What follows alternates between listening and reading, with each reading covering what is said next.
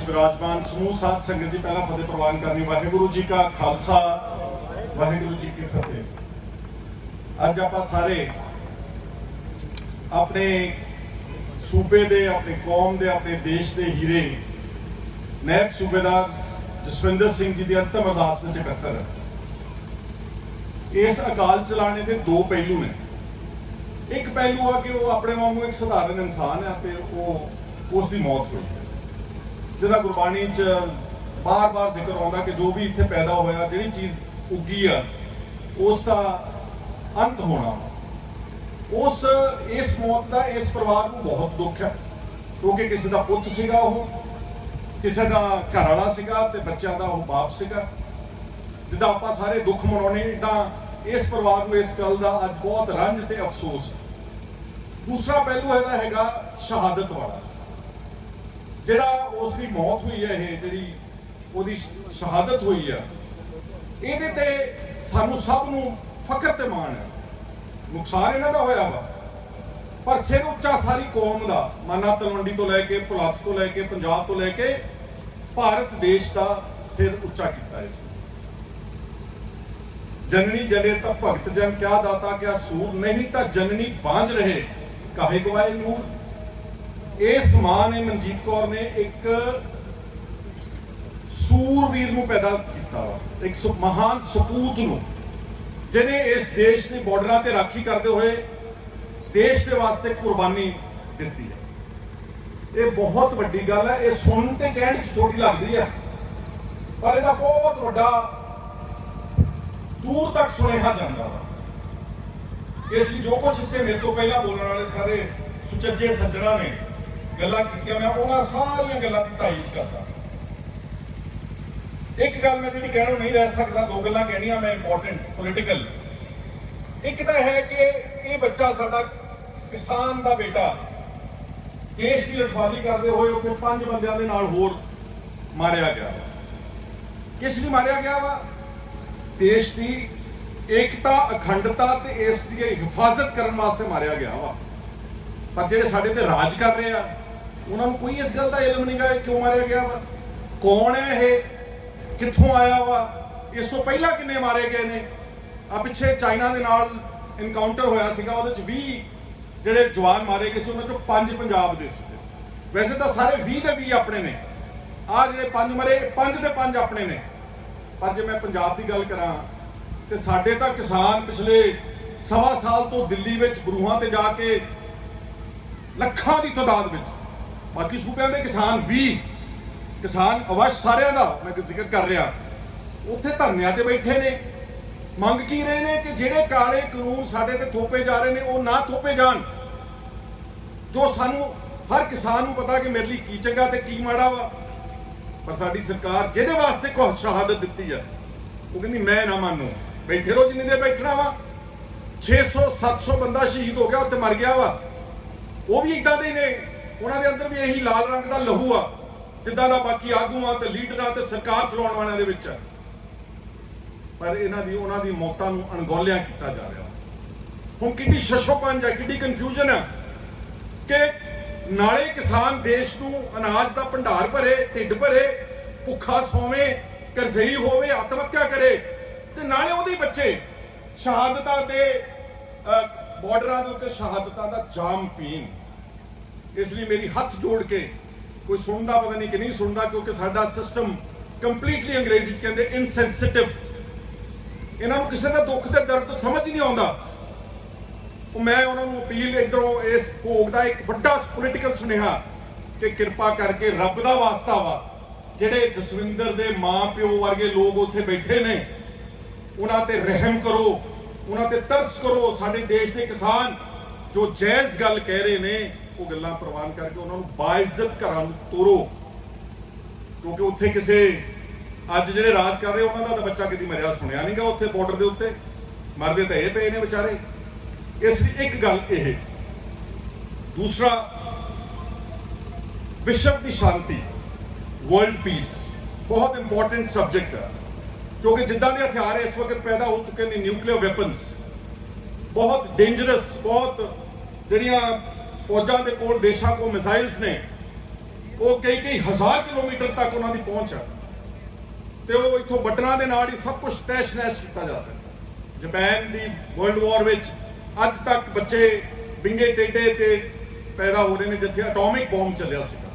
ਇਹ ਤਾਂ nuclear power ਆ, ਇਹ ਤਾਂ ਸਾਰੇ ਦੁਨੀਆ ਨੂੰ ਨਸ਼ਟ ਕਰ ਸਕਦੀ ਆ। ਸੋ ਇਸ ਲਈ ਸਾਡੀ ਦੇਸ਼ ਦੀ ਸਰਕਾਰ ਨੂੰ ਜੰਮੂ ਕਸ਼ਮੀਰ ਸਮੇਤ ਜਿਹੜੇ ਇਸੇ ਦਾ ਪੇਚੀਦਾ ਮਸਲੇ ਨੇ ਉਹਦਾ ਰਾਜਸੀ ਹੱਲ ਕੱਢਣਾ ਚਾਹੀਦਾ ਵਾ, ਪੋਲੀਟੀਕਲ ਸੋਲੂਸ਼ਨ।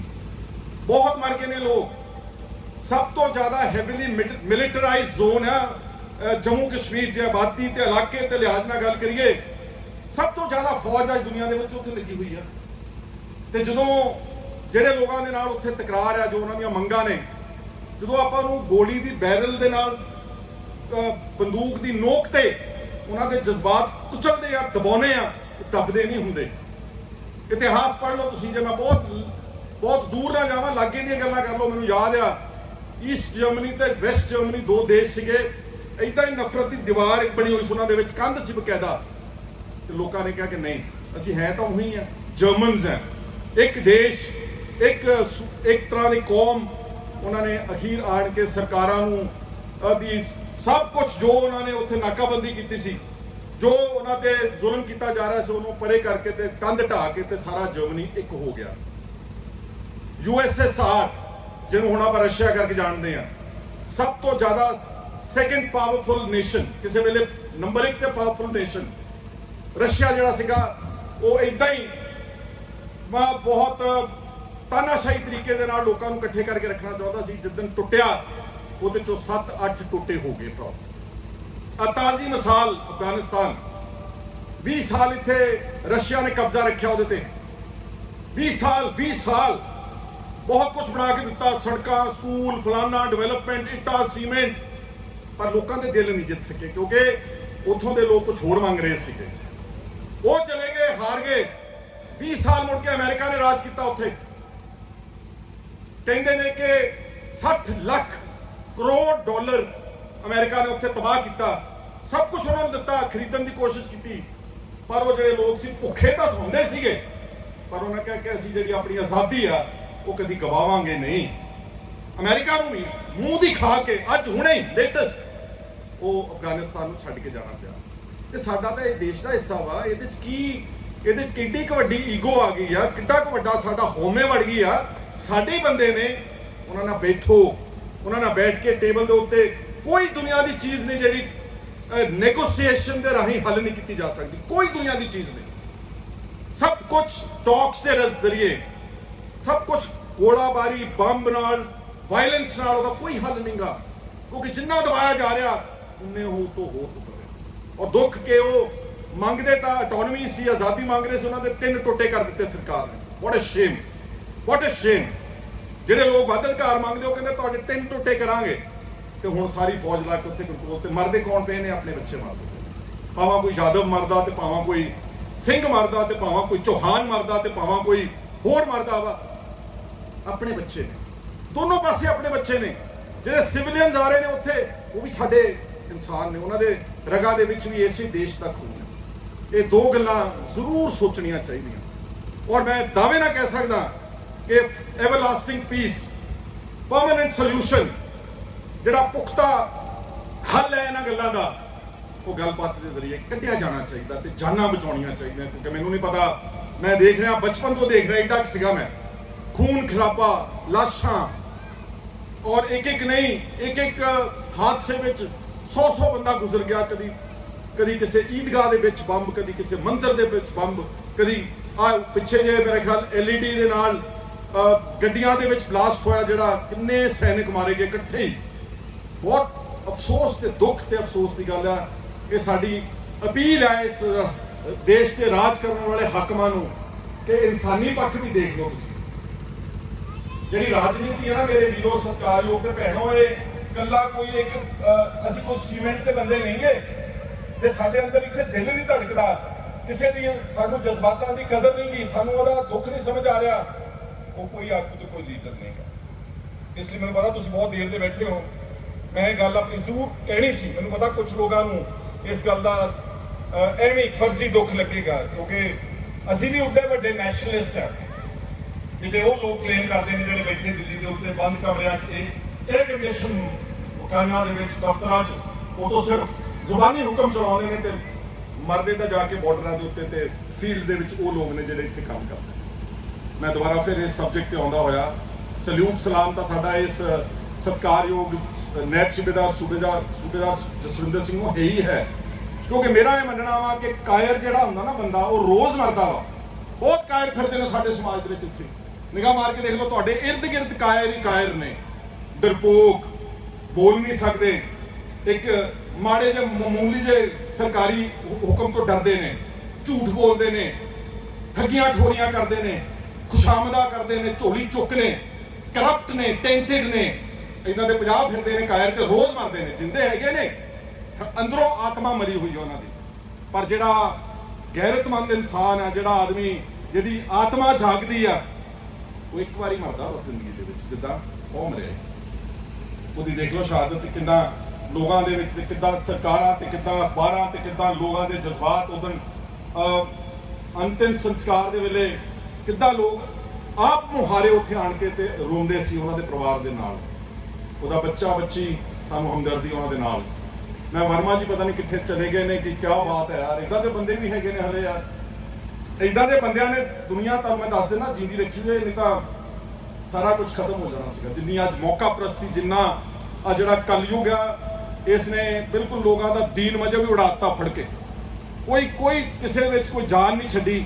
ਉਹ ਬੈਠਾ ਇੱਕ ਵਰਮਾ, ਇਹਦੇ ਚ ਜਾਨ ਨਹੀਂ। ਇਹਨੇ ਪਹਿਲਾਂ ਵੀ ਇੱਕ ਲੜਕੀ ਪਾੜੀ ਆ, ਇਹਨੂੰ ਵੀ ਪਾਲਿਆ ਬੱਚੀ ਨੂੰ। ਇਹਨੂੰ ਕਹਿੰਦੇ ਨੇ ਇਨਸਾਨ। ਮੈਂ ਉਹਨਾਂ ਦਾ ਤਾਂ ਜਾਣਦਾ ਵੀ, ਇਹਨਾਂ ਨੂੰ ਪਤਾ ਨਹੀਂ ਕਿੱਥੋਂ ਆਏ ਨੇ, ਕੌਣ ਨੇ, ਪਤਾ ਨਹੀਂ ਦੁਬਾਰਾ ਜ਼ਿੰਦਗੀ 'ਚ ਮਿਲਣਾ। ਉਹਨਾਂ ਦਾ ਬਹੁਤ ਸ਼ੁਕਰੀਆ ਅਦਾ ਕਰਦਾ। ਮੈਂ ਪਰਿਵਾਰ ਨੂੰ ਹੀ ਕਹੂੰਗਾ, ਚਲੋ ਸਾਡੀ ਸਰਕਾਰ ਨੇ ਪੈਸੇ ਦਿੱਤੇ, ਕੋਈ ਅਹਿਸਾਨ ਨਹੀਂਗਾ ਮੇਰੇ ਵੀਰੋ। ਇਹ ਬਹੁਤ ਮਾਮੂਲੀ ਜਿਹੀ ਚੀਜ਼ ਆ। 50 ਲੱਖ ਰੁਪਇਆ ਜਾਂ ਕਰੋੜ ਰੁਪਇਆ ਕਿਸੇ ਦੀ ਜਾਨ ਦੀ ਕੀਮਤ ਹੈ? ਨਹੀਂ ਕੀਮਤ, ਕੋਈ ਕੀਮਤ ਨਹੀਂ। ਪਰ ਸਿੰਬੋਲਿਕ ਤੌਰ ਤੇ ਐਸਜੀਪੀਸੀ ਪ੍ਰੈਜ਼ੀਡੈਂਟ ਨੇ ਆਪਣੇ ਕੋਲੋਂ ਉਹਦੇ ਤੋਂ ਫੰਡਸ ਦਿੱਤੇ ਨੇ, ਆਈ ਐਪਰੀਸ਼ੀਏਟ। ਇਹ ਸਿੰਬੋਲਿਕ ਆ, ਇਹ ਸੰਕੇਤਕ ਗੱਲ ਆ। ਇਹਦਾ ਮਤਲਬ ਤੁਹਾਡੇ ਅੰਦਰੋਂ ਤੁਸੀਂ ਦਿਖਾ ਰਹੇ ਹੋ ਕਿ ਸਾਨੂੰ ਇਸ ਪਰਿਵਾਰ ਦੇ ਨਾਲ ਹਮਦਰਦੀ ਹੈ। ਵਰਮਾ ਜੀ ਨੇ ਕਿਉਂ ਦਿੱਤਾ? ਇਸ 50,000 ਨਾਲ ਕੋਕੋ ਦੀ ਜ਼ਿੰਦਗੀ ਥੋੜ੍ਹਾ ਲੰਘ ਜਾਣੀ ਆ, ਪਰ ਇੱਕ ਸਿੰਬਲ ਹੈ ਕਿ ਅਸੀਂ ਦਿਲੋਂ ਮਨੋਂ ਅਸੀਂ ਤੁਹਾਡੇ ਨਾਲ ਹਮਦਰਦੀ ਕਰਦੇ। ਮੇਰੀ ਪਰਿਵਾਰ ਨੂੰ ਇਹ ਬੇਨਤੀ ਆ ਕਿ ਜਿਹੜਾ ਤੁਹਾਨੂੰ ਜੌਬ ਕੈਰੀਅਰ ਪੰਜਾਬ ਸਰਕਾਰ ਜਿਹੜਾ ਚਰਨਜੀਤ ਚੰਨੀ ਨੇ ਅਨਾਉਂਸ ਕੀਤਾ, ਉਹ ਤੁਸੀਂ ਜੇ ਹੁਣ ਲਵੋਗੇ, ਤੁਹਾਡੀ ਵਾਈਫ ਰਾਜਕੌਰ ਲਵੇਗੀ, ਤੇ ਇਹ +2 ਆ। ਇਹਨੂੰ ਕੈਟੇਗਰੀ C ਦੀ ਜੌਬ ਮਿਲੇਗੀ, ਕਲਰਕ ਦੀ ਜੌਬ ਮਿਲੇਗੀ, ਬੜਾ ਜ਼ੋਰ ਲਾ ਕੇ। ਤੇ ਜੇ ਇਹ ਆਪਣੇ ਬੱਚੇ ਵਾਸਤੇ ਥੋੜਾ ਜਿਹਾ ਦੂਰਅੰਦੇਸ਼ੀ ਨਾਲ ਸੋਚੇ, ਸਮਾਂ ਹੈਗਾ ਇਹਦੇ ਚ। ਮੈਂ ਕਾਨੂੰਨ ਸਾਹਿਬ ਨਾਲ ਗੱਲ ਕੀਤੀ ਸੀ, ਦਲਵਿੰਦਰ ਸਿੰਘ ਹੋਣਾ ਨਾਲ, ਕਹਿੰਦੇ ਸਾਡੇ ਕੋਲ ਪ੍ਰੋਵੀਜ਼ਨ ਹੈ ਕਿ ਅਪਲਾਈ ਕਰ ਸਕਦੇ ਲੇਟਰ ਔਨ। ਤੇ ਜੇ ਆਪਣੀ ਲੜਕੀ ਲਈ, ਬੱਚੇ ਲਈ ਜਾਂ ਬੱਚੀ ਲਈ ਇਹ ਜੌਬ ਰਿਜ਼ਰਵ ਕਰਿਓ, ਉਹਨੂੰ ਗ੍ਰੈਜੂਏਟ ਬਣਾਓ, ਬਲਕਿ ਪੋਸਟ ਗ੍ਰੈਜੂਏਟ ਬਣਾਓ, ਉਹਨੂੰ ਕਲਾਸ 1 ਜੌਬ ਮਿਲੇ। ਇੱਕ ਅਵਲ ਦਰਜੇ ਦੀ ਅਫਸਰ ਲੜਕੀ ਜਾਂ ਲੜਕਾ ਜਿਹੜਾ ਬਣੇਗਾ, ਇਹ ਮੈਂ ਉਹਨਾਂ ਨੂੰ ਸੁਝਾਅ। ਬਾਕੀ ਮਰਜ਼ੀ ਤਾਂ ਪਰਿਵਾਰ ਦੀ ਆ। ਪਰਿਵਾਰ ਵੱਲੋਂ ਮੰਗਿਆ ਕਿ ਇੱਥੇ ਗੇਟ ਬਣਾਇਆ ਜਾਣਾ ਚਾਹੀਦਾ ਯਾਦਗਾਰੀ, ਉਹ 100% ਅਸੀਂ ਬਣਾ ਕੇ ਦੇਵਾਂਗੇ। ਪਰਿਵਾਰ ਨਾਲ ਇਹ ਵੀ ਕਹਿਣਾ ਚਾਹੁੰਦਾ ਕਿ ਅਸੀਂ ਹੁਣੇ ਲਿੰਕ ਰੋਡਸ ਨਵੀਆਂ ਦਿੱਤੀਆਂ। ਲਿੱਟਾਂ ਤੋਂ ਮਾਨਾ ਤਲਵੰਡੀ ਨਵੀਂ ਸੜਕ ਬਣ ਰਹੀ ਆ, ਤੇ ਮਾਨਾ ਤਲਵੰਡੀ ਤੋਂ ਬਾਮੂਵਾਲ ਵੇਈ ਦੇ ਨਾਲ ਨਵੀਂ ਸੜਕ ਬਣ ਰਹੀ ਆ। ਤੁਸੀਂ ਸੋਚ ਕੇ ਦੱਸ ਦੇਣਾ, ਜਿਹੜੀ ਵੀ ਸੜਕ ਦਾ ਨਾਮ ਸ਼ਹੀਦ ਸੂਬੇਦਾਰ ਜਸਵਿੰਦਰ ਸਿੰਘ ਦੇ ਨਾਮ ਤੇ ਰੱਖਣਾ ਚਾਹੋਗੇ, ਉਹ ਰੱਖਿਆ ਜਾਵੇਗਾ। ਤੁਹਾਡੇ ਪਿੰਡ ਦੇ ਸਕੂਲ ਦਾ ਜਿਹੜਾ ਹਾਈ ਸਕੂਲ ਹੈ ਆਪਣਾ ਪਿੰਡ ਦਾ, ਇਸ ਸਕੂਲ ਦਾ ਨਾਮ ਤਬਦੀਲ ਕਰਕੇ ਸ਼ਹੀਦ ਨਾਇਬ ਸੂਬੇਦਾਰ ਜਸਵਿੰਦਰ ਸਿੰਘ ਰੱਖਿਆ ਜਾਵੇਗਾ, ਤਾਂ ਕਿ ਉੱਥੇ ਬੱਚੇ ਜਿਹੜੇ ਪੜ੍ਹਨ ਜਾਣਗੇ ਉਹ ਕਹਿਣਗੇ ਆਹ ਸੀ ਬੰਦਾ ਜਿਸ ਨੇ ਸਾਡੇ ਦੇਸ਼ ਦੇ ਵਾਸਤੇ ਸ਼ਹਾਦਤ ਦਿੱਤੀ ਸੀ। ਇਹ ਅਸੀਂ ਕਰਦੇ ਰਵਾਂਗੇ। ਮੈਂ ਕਿਉਂਕਿ ਅਖੀਰ 'ਚ ਬੋਲ ਰਿਹਾ, ਮੈਂ ਤੁਹਾਡਾ ਸਾਰਿਆਂ ਦਾ ਬਹੁਤ ਮਸ਼ਹੂਰ ਹਾਂ, ਬਹੁਤ ਰਿਣੀ ਹਾਂ। ਜਿੰਨੇ ਵੀ ਤੁਸੀਂ ਸਾਰੇ ਸਤਿਕਾਰਯੋਗ ਬੈਠੇ ਜਿਹੜੇ ਅਫਸਰਸ ਆਏ ਨੇ ਉਹਨਾਂ ਦੇ ਯੂਨਿਟ ਦੇ, ਇਹ ਵੀ ਸਾਡੇ ਬੱਚੇ ਨੇ। ਇਹਨਾਂ ਦੇ ਜਿਹੜੇ ਅਫਸਰਸ ਆਏ ਨੇ ਉਹ ਸਾਡੇ ਬੜੇ ਮਾਣਯੋਗ ਨੇ। ਔਰ ਤੁਹਾਨੂੰ ਪਤਾ ਵਾ ਕਿ ਫੌਜ ਇੱਕ ਪਰਿਵਾਰ ਦੀ ਤਰ੍ਹਾਂ ਨਿਭਦਾ ਵਾ। ਜੇ ਇਹਨਾਂ ਨੇ ਕਿਹਾ ਵਾ ਤੇ ਇਹ ਪਰਿਵਾਰ ਹੀ ਨਿਭੂਗਾ। ਇਹ ਇਦਾਂ ਨਹੀਂਗਾ ਕਿ ਕੋਈ ਗੱਲ ਕਹਿ ਕੇ ਤੇ ਮੁੜ ਕੇ ਲੱਭਣਗੇ ਨਹੀਂ।